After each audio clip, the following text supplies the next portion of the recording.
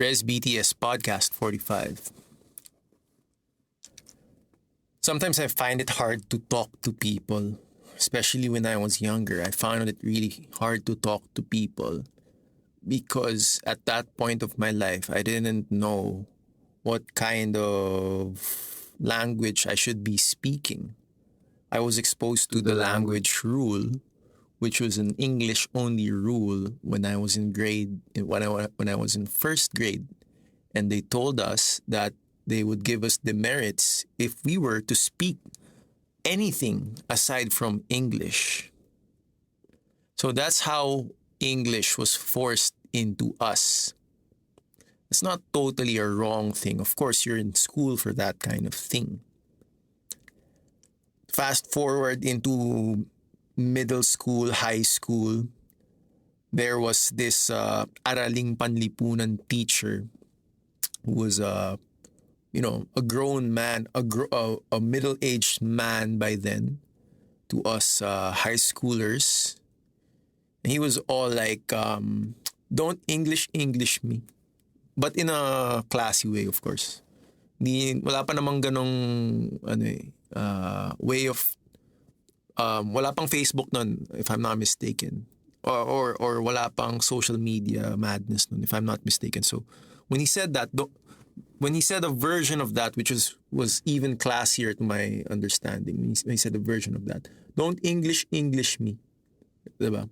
Sinabi niya ata parang may intro siyang mahabang Tagalog, tapos sinabi pa niya sabi niya sa dulo,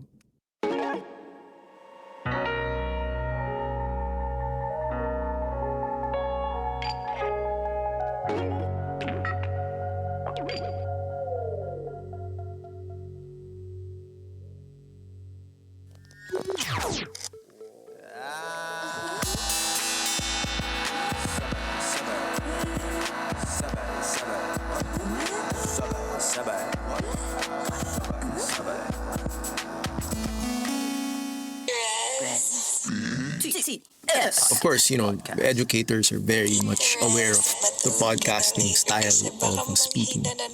But it's not necessarily podcasting because it's not recorded, right? Technically, it's not recorded by machines. And then, so this araling panlipunan teacher was like, baka daigin pa kita sa pag-i-Ingles. And I was like, oh shit, akala ko magaling na ako nung high school ako. Yung pala, hindi pa pala kami magaling. Yun yung tatry niya sabihin nun. Lalo na sa pagsasalita ng lengguwahe, kailangan talaga matatas ka. Kasi, kumbaga sa motor, may torque. Favorite word ko na torque eh. May kinausap akong, tinatarget ko na gusto ko rin maging podcaster. Kasi favorite ko yung boses niya nung bata pa ako eh. Sinabi ko yung torque mechanism. Sabi niya, ano ulit yung torque? Tapos talagang ako, pag naisip ko yung torque, maybe you're a car nut, you could help me divulge the secrets of torque. But, and torque is a term that refers to acceleration, volition, and the measure of it. Alam ko may measure yung torque, diba? Yun nata yung cc, if I'm not mistaken. So right now, if I do sound like I'm slurring my words a bit, I'm trying to think fast, or like there's a different side of me that wants to talk about other things, or if my lisp is coming back. Wala naman akong lisp talaga, but if sometimes I try to enjoy talking to people who have lists because they kind of talk this way. The words just kind of slip in their, yung joke nga dito is yung sa series na Lucifer, nagtasagalog si Lucifer, diba? So parang nasagalog niya, puro ganito na lang yung sasabi niya, diba? Ganun naman talaga. Tagalog din naman talaga yun. If you can hear that. Yun yung parang pagbago pang gising. Yung kakagising mo lang, ano sasabi mo sa akin eh.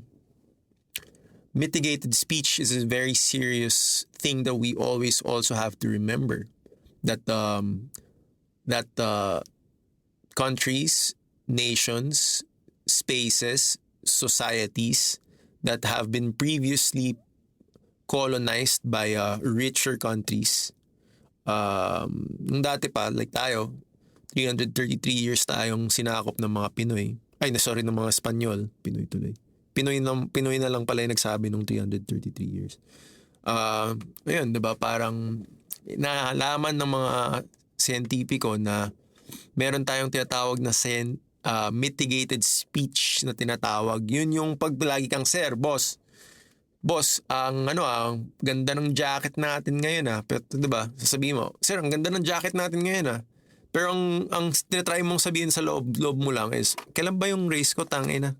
Kailan ba yung race ko, boss? Ganda ng jacket mo Pero sa totoo, galit, ano ba yung parang galit ka na parang, kunyari, sabihin mo, you can say it two different ways, right? Let's be sound about this. Sir, ganda ng jacket nyo ngayon That's first way. And yung the other way is, sir, ganda ng jacket mo ngayon Diba?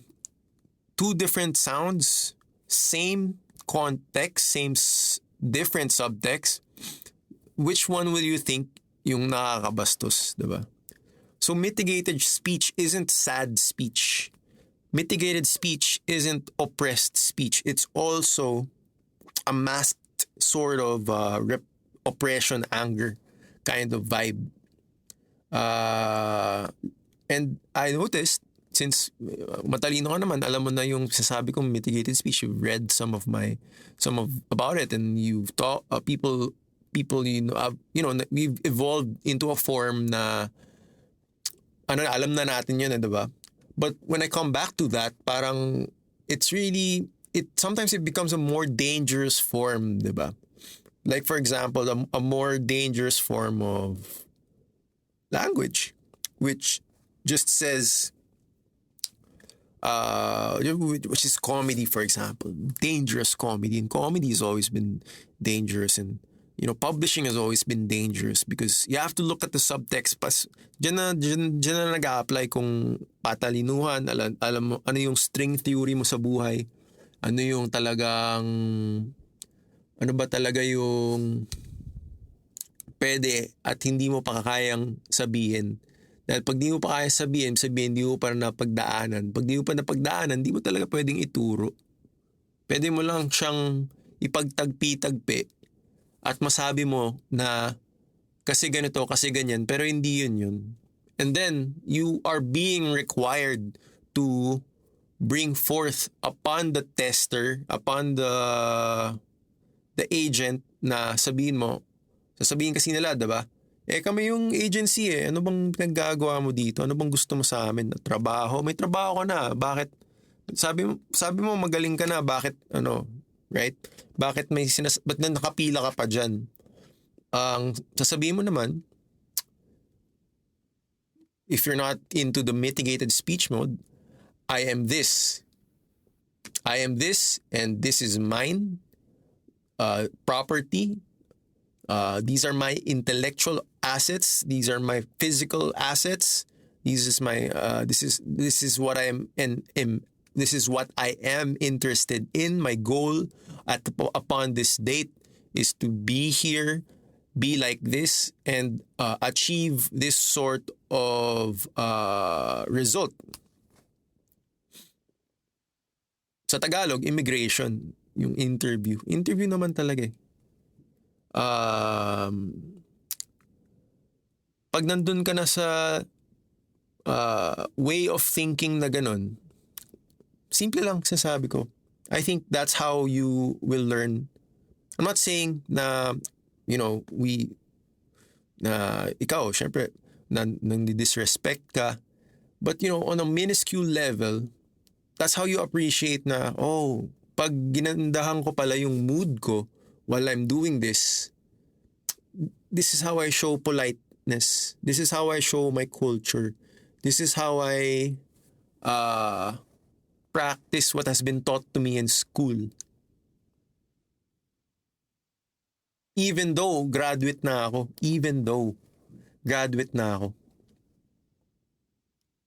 The benefit of that is, for me, opinion ko lang, the benefit of that is, to be honest, man, I have an excuse to think other things. I now have an excuse to learn other things, to be like water, to move on, to move forward, and achieve a futurist standpoint. Kasi yun yung gusto ko eh. Yun yung sinasabi ko sa sarili ko eh. Ano ba to? Last year pa to eh. Ganito na ako. Ginawa ko na to last year. Baby steps na ako nung 2 years ago eh. Now, if humaba na yung torque mo for that, may sinasabi ako, di ba? Pero art yung nasa likod ng, in my mind, art yung inisip ko. Humaba na yung torque mo for that process. Gumaling ka na sa paggaganon. Gumaling ka na dun. Then at the back of your head, it's all melodies. It's all harmony. It's all balance. It's all a beauty. It's all, it all fits together. Na imbis na in-appreciate mo yung mga kalat-kalat, yung meron kang ng way of thinking, reference point na it's before and then after. Yun yung before and after, diba? Very simple, shallow mode kind of way of thinking. And you have to recognize na may mga tao, may mga pinapakinggan, may mga nagsasalita na mga bagay na hindi pa nasasalita like that before. Never has it ever been spoken that way because it's poetic, because it's ayoko na gamitin yung word na masterful because it's ayoko rin gamitin yung word na yun eh. Kasi sa katagalan, you could get away with a lot of things in time. Time heals a lot of things. Time heals on its own. Time is the best healer, they say. Time could heal broken hearts. Time can heal and patch away failures, misconceptions. Easy. What else? Yung pagkukulang. Kasi nagkulang ka eh, di ka maabot. Di naman nagkulang, porket di nagkulang ka, hindi ikaw yun. Nagkulang ka kasi may nakatakda na oras para sa lahat ng bagay. Lahat ng bagay may nakatakdang oras. So, pag hindi mo naabot, mas magandang isipin pa is like, di ko na naman naabot. Second time ko na. Pag 10th time mo na, mag-isip ka palalo. How much do you want something to be on your time? How much buying power? How much of bargaining can one, not you, maybe all of us, can one really sort of get from the determinism, diba?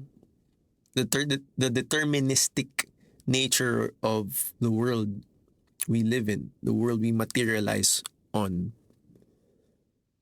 Kahit nga naman ako, nasasawa ako to express words like this. But if I don't practice the function of this part of my personality, or this part of my mission in life, or my business, if I don't practice this function, my personalities break down into even more dangerous mindsets. So, ang pinaka sinasabi ko dyan ay actually mas nagiging healthy pa yung pagiging tao ko. Na at least sa moment na to na alam kong may makikinig sa akin or makikinig sa'yo din kasi baka ito lang yung hindi mo masabi. Dahil nasabi ng ibang tao, from another part of the world, from another, you say, different world, diba? Magkaiba tayo ng mundo. You say it's like that, diba? You think like that sometimes. I think like that sometimes. But if that person says what you've been putting on your mind, how is that even possible? How is that even, paano naging totoo na meron kayong solidarity? Solidarity. Paano nangyari yun, diba? Lagi ko na inuulit yun. Paano nangyari? Very, very nice, simple Tagalog phrase. Paano nangyari yun? Yung house, diba? Yung house.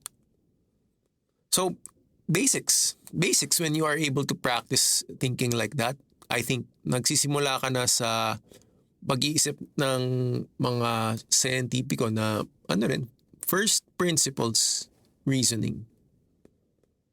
That everything could be broken down into halves, thirds, fourths, fifths, sixths. And once you get to the basic building blocks of concepts, things, funny things, mababaw, you say mababaw, you say ganito. Let's say issues, ano ba yung building blocks ng issues, historicity, yung word na yun na lagi kong ginagamit, historicity is authentic history. Authenticity plus historical truth. Na, kunyari, yung historicity ng isang political public figure is something that is talked about because it is truth for people. Truth can exist on its own. It gets tricky when perception is being manifested. Parang yung perception para sa akin, yun na yung race. Yun na yung race. Race, R-A-Y-S. Yun na yung ilaw. Alam niyo yung colloidal effect, yung parang pag nakikita niyo yung particles sa space. Kasi merong parang something in the air, colloidal effect ba yun? I'm not the expert also in that, but then that's how you see rays. That's how you see smoke. That's how you see particles in the air. Sometimes your mind tricks you. Sometimes may makikita ka sa may makikita ka sa mata mo kasi na-wire yung brain mo for a very brief period or by design or by choice, na-wire mo for that particular recreational session, na-wire mo yung brain mo to perceive things other than what you would normally want or are designed to perceive. Example, nagiinuman kami ng mga kaibigan mo. Kaibigan mo.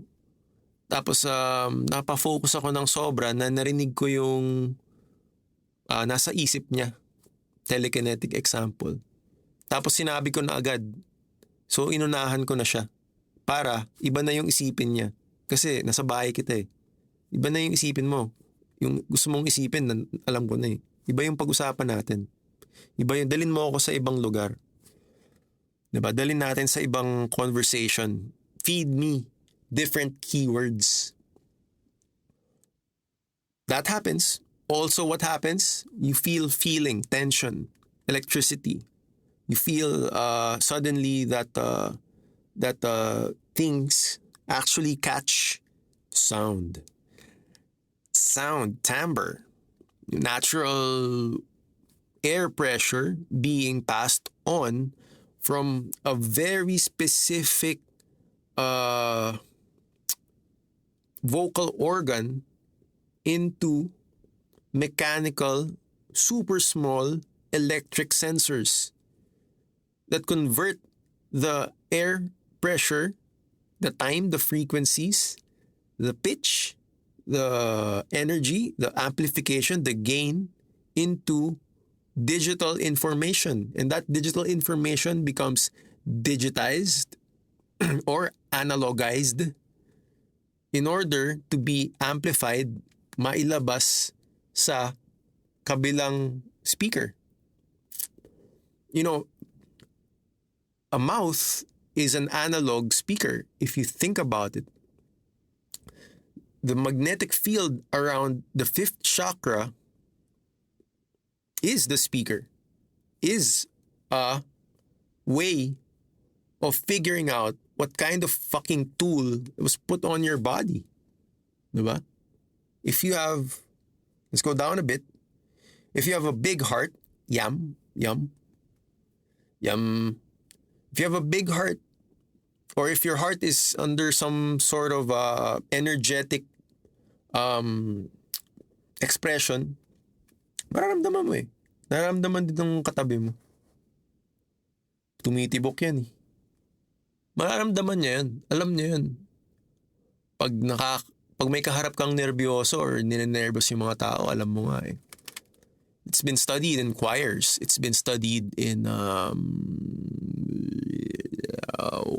by monks.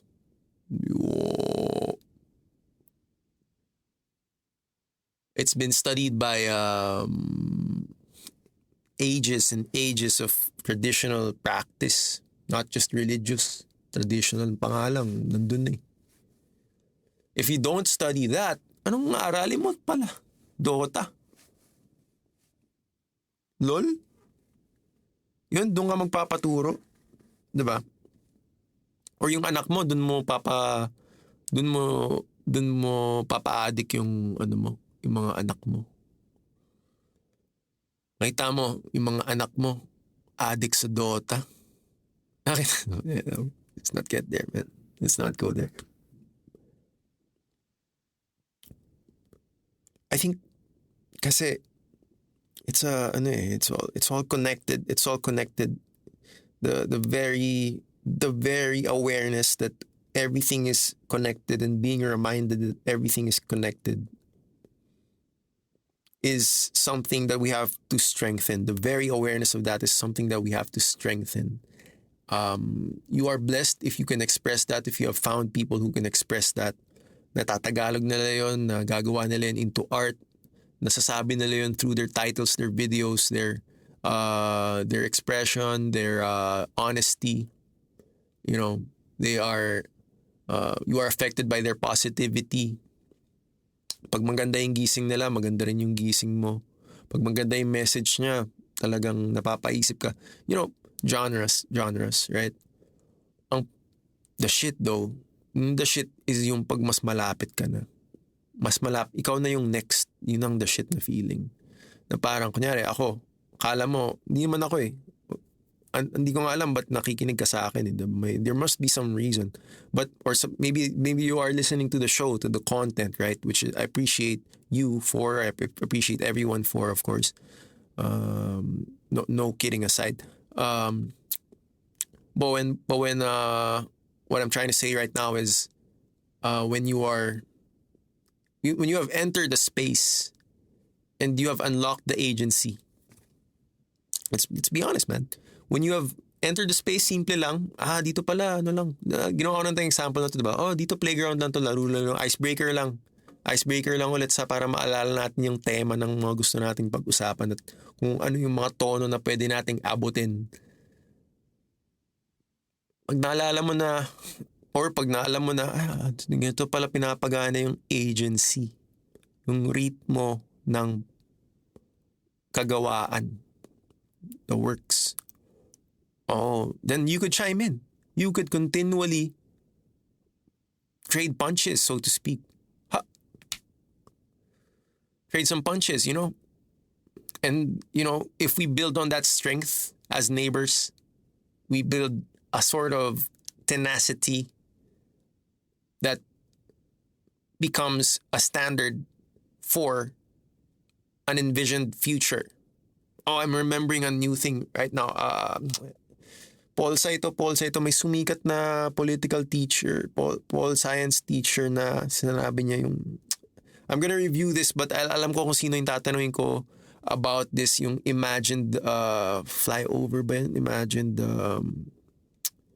there was a metaphor for what the state of a political, this was 10 years ago by the way, so but a political state, yung para talagang matutunan mo yung political state, yung tinuturo ng bureaucracia na may physicality yung political chuchu na gusto mong ireklamo. 'Diba? Kung magreklamo ka, reklamo mo lahat. Ayun, nakapila sila oh. Papa-picture sila dyan oh. Sama mo na lahat, 'diba? Lahatin mo na, sabi mo sana all eh. Lahatin mo na. Eh, hindi mo naman kilala lahat eh. Huwag mo na gawin. Parang, parang pag di mo kilala si Iron Man. Kunyari si Iron Man lang yung kilala mo. Di ba sasabihin nila, puro Iron Man ka lang naman pala eh. Eh bakit si, King T'Challa di mo nyo kilala? Cause he black? Huwag ganun, diba? The way of learning is very a path of not random, not spaghetti, but ingredients. May cooking show yan. Okay talaga ang cooking ng iyong ina. Ako'y ganado sa cooking ng ina mo. Ano yung pa lang, 2 lines pa lang, ano na yung sinasabi nun, di ba? Pinahaba niya lang eh. Pinahaba niya lang yung gusto niyang sabihin with just 2 lines, man. That fucking genius, man. May gusto na siyang sabihin, pero sa 2 lines pa lang, tinira ka na ng Tagalog na lyrical, poetic. Tinira ka na dun. Bata pa ako natira nung 2 lines na yun, di ba? Hanggang ngayon, alam ko pa rin. Yun yung Tagalog. Dun ka based. Dun ako based. Dun ako nag-base. Because mismong nung high school na ako, yung teacher ko, based din dun. Parang sa loob-loob ko lang, puta, ang mahal-mahal ng binabayad ng magulang ko para makapag-aaral ako dito. Tapos yung teacher mo, na guidance teacher mo na tinituruan ka ng disiplina, based pala siya dun sa 2 lines na yun. Kuha na siya dun. Kinuha na siya dun pa lang.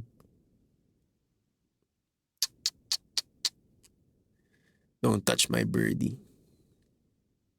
Yun ang philosophy ng birds. Diba? May philosophy yan sarili eh. May sarili silang, not just philosophy meron silang, may feathers sila, diba? May mga, ano ba yung feathers? May mga simbolismo yan, diba? Minsan naka-mask na may beak, minsan may feathers, minsan lumilipad, minsan dumadapo, namimigay ng pollen. Lahat yan, kasama yan. Kasama yan sa pag-understand ng lengguwahe. Bukod sa spoken word, bukod pa dun. Ito, spoken word, you could say, it's blah, blah, blah. But when I'm doing this, if you're on the video side, on the audio side, I am fisting my, what do you call that? My fist and putting it on to the camera. And although I do want to become fair, to the audio listeners, there's no, like in bureaucracy and technocracy, there's a seam that happens between the visual and the sonic. There's a seam. That's why when you listen to someone, when you are resonating with someone with their consciousness, if their consciousness is pinching you, gusto mo makita yung itsura eh. Gusto mo makita yung muka, the eye contact. Gusto mo makita yung eye contact, kung paano ginagawa yung ganong tunog. I don't credit a lot of this, but I credit a lot of what I know to a fraternity, a brotherhood of sound makers. Because only through that have I noticed an extreme affiliation, an extreme parang pagkiling sa goodness, excellence, eloquensya, sapiensya, sound. Di ko yung gusto daanin sa Latin, pero alam yun kasi yung sa Latin sabi nila yung sapiensya et eloquensya. Eloquence and hindi ko alam yung sabi. Knowledge and eloquence rather. But it sounds good, right? Because it's Latin sapiencia. Parang Jake Cuenca, diba? Parang ganun, mga Espanyol na sounds. Pag nakarinig na tayo ng mga Espanyol na sounds, pati mga Espanyols na accent, parang entertaining na, diba? Maraming tao kaya yan, bro. Akala mo ba totoong tao na pag ganitong magsalita? Kayang-kaya ko yun. Because I'm a practitioner of sound. I'm a practitioner of I wouldn't say I've mastered it. Oh, it's just when you're trying to master something, again, babalik ka dun sa first principles of stuff. Like ito, favorite example ko. Sabi nila, diba, sugar, masama daw sa boses. Huwag ka daw mag-chocolate. Malamang huwag ka mag-chocolate kasi ang lapot eh. Pero yung sugar, minsan iced tea, habang bago ka kumanta, depende yun. It's all psychological. Ang sarap kaya kumanta ng mabababa pag marami kang sugar sa, or it's really, because they think voice comes from the mouth alone. No, meron pang head tone. Meron pang nasal, meron pang galing dito, pero meron galing diaphragm talaga mismo. Meron naman yung pang asar lang, tapos kailangan ganito yung mukha mo. Para sa mga audio listeners, yung mukha ko nakakunot. Yung parang talaga. Ganun. Alam mo yung mga ganun magturo. It's always like that. But a nice, I learned from a lot of people, so it's a whole rainbow spectrum of things, and what I gravitate to, I don't know, I have to trust on that. If I gravitate to people who are now talking about concepts, are now reviewing, because we live and forget. They say a lot, a lot of us are now saying that are trying to reveal how memory is so overrated in the way we express. Maalala mo pa kaya? Malamang di mo maalala, thunders ka na eh. Diba? Maalala mo, pag bata ka pa, yung sharp ka pa. Tapos Tagalog ka na bata ka. Kung Tagalog ka na gibberish ka, malis ka na dito. Diba? Tumatanda ka na, tapos ginagawa mo pa rin yung gibberish mong bata ka. Diba pag bata ka, gibberish ka. Alam niyo yung mga batang ganun? Parang, diba? Kung di ka lang cute eh. Kung di ka lang cute talaga eh. Nasampal ka na ng yung mga mean talaga. Kaya ang nangyayari sa mga lalaki ay habang tumatanda sila ay natututo silang magtimpe. Natututo sila ng tamang pagtitimpe para yung galit nila nasa tago na lang sa kanilang mga katawan. Pero pag hawakan mo yung katawan na yan, ay naku, sumasabog. Tumitigas. Pinapatibay. Ay naku, sinabi mo pa. Sinabi mo pa, Restoledo. Kaya nga wala na akong followers na mga macho eh. Kasi yung mga macho talaga, ay nako, kakampi ko yung mga macho na yan. Pinipisil-pisil ko yung mga macho-macho na yan. Kala nyo ba? Magaling ako mangpisil eh. Pero sa totoo lang, because we have acquired, not just me, a lot of people have acquired this Ubermensch mentality, Ubermensch Superman mentality, diba? Which is old. Ang bago ngayon is Uber social. Super social. Super being na talagang well-connected. Well-connected lang. Alam mo yun? Marami tayong friends eh. Social being ka nga, diba? 3,000 nga yung friends mo eh.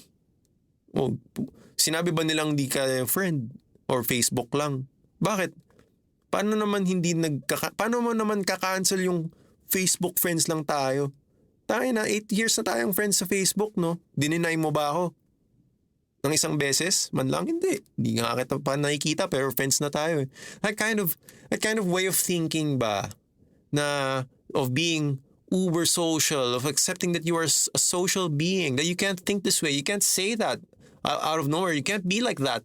You can't be like that because you were like that 3 years ago and you're still like that now. You have to be able to change for the better for today and think of what people are saying. If you are well disconnected, if you live on a fucking cave, at least fucking watch what's on your feed para to get that sort of degree VU meter kind of vibe going on in your head na parang hindi ako pwedeng ganito lagi. Di pwede. Minsan chill ka lang, bro. Minsan chill ka lang kasi nape-pressure sa yung mga bobo. Diba? Maraming bobo. 98% ng tao bobo, kala mo ba? Minsan kasama ako dun. Minsan lang ako part ng 2%. So, pag siniswerte na ako, pag sinabihan ng ganun, ikaw kasi, part ka ng 2% ng grupo natin. Ikaw yung nasa top 2% ng grupo natin. Kaya kailangan ganyan yung mga pinagsasabi mo. Kailangan ganito yung mga responsable mong tinuturo. Kailangan ganito yung mga arte-arte mo. Kasi may pangalan ka na. Kasi ganito. Kasi wag mo naman i-compare. Diba laging may katwiran na di nauubos yung katwiran, man. Di nauubos yun. Nababaril pero hindi nauubos. No? Na lumilipat.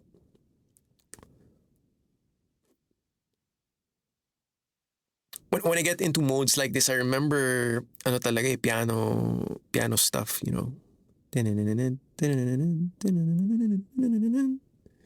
That's one. I don't know what pieza is that. I have my own pieces, Born. Which is, which is what I'm trying to say. I think is like learn pitch, learn music, don't learn international mimesis. Learn the scale. Do, re, mi, fa, sol, la. Do, re, mi, fa, sol, la. Ti, do, do. One thing that I've always been wanting to talk about is the rule of octaves because a lot of people are talking about aliens, right? A lot of people are talking about aliens, and one of the things that I've always wanted to share, right? I share esoterically with people is even oxygen follows the rule of octaves. What is kaya nga octave? Diba? What is the rule of octaves? Diba? The rule of octaves, ang sasabi lang yan, especially sa oxygen, is bakit may dinosaurs before? Bakit malalaki yung tao nun? Bakit may malalaking dagada before? Kasi dati mas maraming oxygen. Bumawas yung oxygen level. If you could think of the rule of oxygen, it's I forget why it's oct. I don't really know. But it's times 8, kind of like that. Parang may ganong factor. May factor of 8, may oct na tinatawag. It could be 10, it could be 8, you get what I mean? These are relative numbers. It could be 12 steps, depende sa music, depende sa scale. But an octave is the same note na pag dinoble mo yung frequency, nagiging twice. So the double human, the uber human is twice as big as us. If we are usually 4 to like 6 feet, the uber human is around 20, the times 8 of that. The 20-foot human, the real giants. If you think about that, because in nature the rule of octaves will apply. Na pag nakakita ka ng totoong giant, yung size niya is around 8 times an octave up. Right? That thing breathes an octave more of requires an octave more of the biological, kind of thing. Gano'n naman sa mga butiki, di ba? May butiking maliit, may butiking malaki. May kita mo yung design, parang may octaves, may scale na ito yung maliit, ito yung malaki. Pero pag pinagtabi mo sila, parang pag dinoble mo to, may measure, may Fibonacci sequence na nangyayari doon. Parang ganon. If you know it specifically, then you would be able to use that as a scientific data. But ang natutuwa ako sa pagbe-base Tagalog ay dahil ito nga ay isang Shinto angular approach, minsan sinasabi mo pa lang, nagre-refer ka pa lang doon sa picture, nakikita na ng tao yung manga. Alam ko yung chapter na yan, bro. Yan yung chapter na naging farmer na lang sila. Tapos natututo na lang sila ng philosophy, kaya yung lahat ng mga kaaway nila ay kinakausap muna nila ng Tagalog bago sila mag-away, di ba? Dapat Tagalog muna, di ba? Pinapatagal talaga. Pinapatagal talaga. Si Connor dapat turuan ng Tagalog yun eh. Magpo-post nga ako about this. Dapat matuto mag-Tagalog yun kasi ang mga laban talagang pangmatagalan, yun ang laban, di ba? Yung di yung laban na ano, yung laban talaga is yung, di ba, what fighters or warriors usually try to express is everything that is preparation is the real fight. You know, the show end, yung decision making is just the end of the fight. Dun mo malalaman yung ending. But from day one to until then, it is part of the fight. It is. Yun yung laban na tinatawag.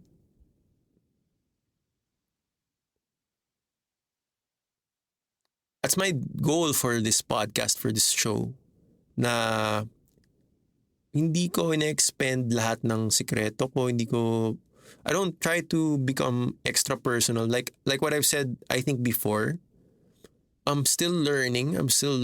So I'm not always identifying with all knowledges. Hindi usually the way I was brought up and the way I was designed in the social sphere is, if Rez Toledo just dismisses that as chismis, then Rez Toledo doesn't care, right? If Rez Toledo doesn't like that artista culture, it's because he's become part of that artista culture. Akala nga ng ibang kapatid, artista ako eh. Akala nung mga pinsan-pinsan ko, artista ako. Sa totoo lang Kasi, why? Ang minds nila, dinevelop na pag lumabas ka sa TV, artista ka na. Di ba? Kahit nasa audience ka lang, lumabas ka sa TV, artista ka na, di ba? At may truth doon. May truth doon. Basta, ang anong tawag doon, lumalabas, di ba? Basta lumalabas ka, ang lumalabas sa'yo, yung kaartistahan mo, which is part of everything, especially in the club of artistry. Ganyan magsalita yung mga yan. Pag ano ka na sa space na yon, whether ano pa yung intention mo, whether yung conversation, if you wanna show maturity, if you wanna, ako nung sinabi sa akin yun, nung sinabi sa akin yun nung kaibigan ko, lumalabas ka na naman sa TV, diba? Sabi ko, wala akong nasabi. Totoo naman, lumabas ako sa TV dati. 3 times lang. 3 times pa lang, artista na daw ako. Wala naman akong naging role. Kumanta kasi ako eh. Diba? Ikaw, dapat, yun din ang pinapasa mo sa iba para meron kang relax time, meron kang, alam mo yun, sit down, bitch, be humble. Right? Moments in life. Para ma-experience mo naman yung mga ganun, di ba? Kasi pag di mo inabot, unang-una, pag di mo inabot in your mind, if you don't aim it, if you don't hear about it, you kind of want to get there and sort of like, this is how it feels. And then if you could feel that through other things, through other means, that's part of it. That's maybe part of it. It's a good approximation of that system, that part of the system that expresses that part of the emotional scale that requires that kind of maturity in order to feel yung hibla. Yun pala yun, oh. Andun pala yun. It's the same way when you are in breathing, that when you conquer fear, upon conquering of fear, you become space. And upon realizing that you become space, you are aware of all parts, of every parts, and of the non-parts. And that's where base Tagalog should be able to go as a capacity of language. Kasi sa Old Tagalog, sa Filipino, sa Bisaya, sa Ilonggo, sa ibang dialects, parang hindi ata na pag-uusapan yung mga ganyang bagay. Sinasabi lang nila space kung space, di ba? Yung space ba? Alam mo yun? Yung space ba? Yung ganito ba?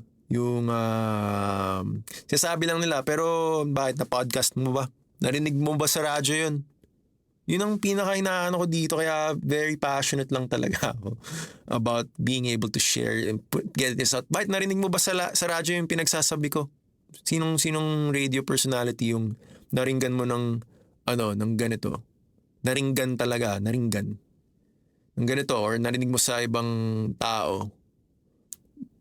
Mapapaisip ka ngayon, sino ba talaga yung nagsasabi ng totoo? At yung gawain nila, yung works nila, ay dun sa totoo, hindi yung parang, sige sisingit ko na lang to kasi ito yung uso, sabi ni gato, sabi ni ganyan. Tapos biglang, bibentahan ka ng soda. Sugared water. Sugared water.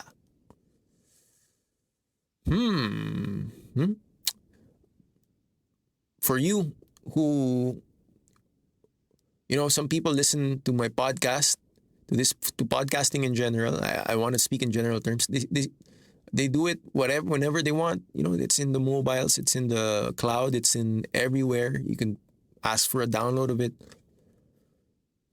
You can run while doing it. You can do sports. You can do fishing. You can do habang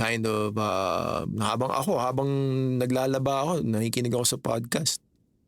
That's not something to be ashamed of because at least, di ba? At least podcast. At least podcast, di ba? Na natututunan nating makinig na sinasabi natin, nakinig ka sa video. Galing mo. Nakinig ka sa video. Ang pinapakinggan yung laman.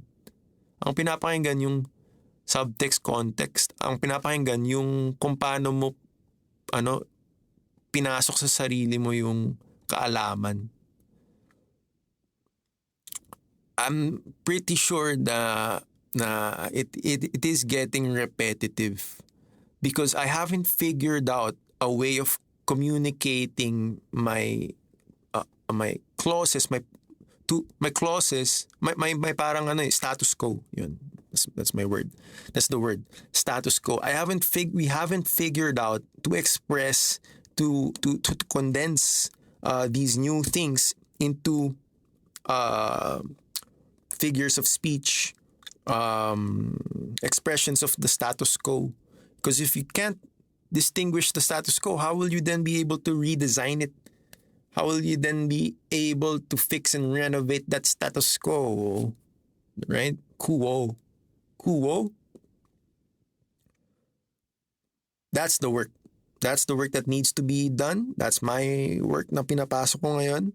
I am trying to converse. I try to write about it as well. And try to be funny about it. Try to be cool for it na parang ito na yung status quo, guys. Itong ganitong hindi natin maabot-abot natin ito. Ito yung status quo. Pag naabot natin yan, dun pa lang magsisimula. Dun pa lang magsisimula talaga. Ano yung magsisimula? Baka yung talagang totoong descent. Pababa tayo eh. Let's not kid ourselves. Bumababa yung ibang bagay pa rin. Nahuhulog pa rin. Diba? Sa descent na yon, sige, yumaman ka. Sige, tumalino ka. Pero you have to understand gravity. Habang mas malayo yung tinatakbo, mas mabilis mahulog. That message is what people are warning other people about. Na akala mo okay tayo. Pag pumatak tayo dun sa second na tinatawag, dun sa pangalawa na tinatawag na pag maramdaman mo na yon, ano ngayon yung nagawa natin talaga before that happens? And then, ano yung kapalit nun na trade na ibibigay natin? Ano yung muscles ko ba? Yung muscles ko ba yung kukunin pag nandun na yan, pag umabot na tayo dyan? Diba? Doon natin malalaman kung bakit ba tayo talaga nagpre-prepare, nagsasalita, nag-uusap kung bakit tayo nag-share na ng knowledge? Kasi scientifically, narinig ko to from from another podcast, apparently lahat pala ng pagbagsak sa societies, sa mga civilization is after a seemingly period of good rapport. Alam mo, when when people think it's going good, when the going gets and then the going gets really tough, really really tough. May lalabas at lalabas na magpapahirap ng game.